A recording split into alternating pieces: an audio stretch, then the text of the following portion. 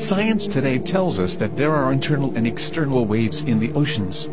Internal waves are gravity waves that oscillate within a fluid medium, rather than on its surface, which are called the external waves.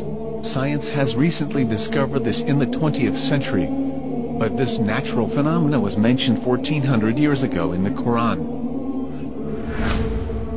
أو كظلمات في بحر اللج يغشاه موج من فوقه موج من فوقه سحاب.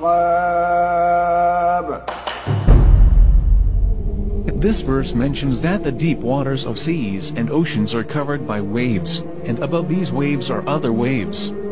It is clear that the second set of waves are the surface waves that we see, because the verse mentions that above the second waves there are clouds. The internal waves cover the deep waters of seas and oceans because the deep waters have a higher density than the waters above them. How could a man living 1400 years ago in desert know this? And why would he mention this?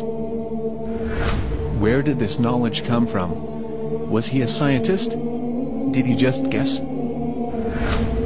How could an illiterate man who was a shepherd come up with a book in a society where 95% of the people were illiterate?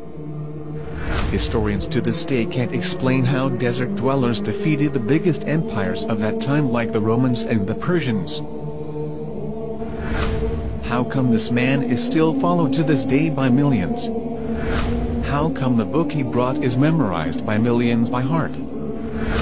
أم يقولون افتراه قل فأتوا بعشر سور مثله مفتريات وادعوا من استطعتم من دون الله إن كنتم صادقين.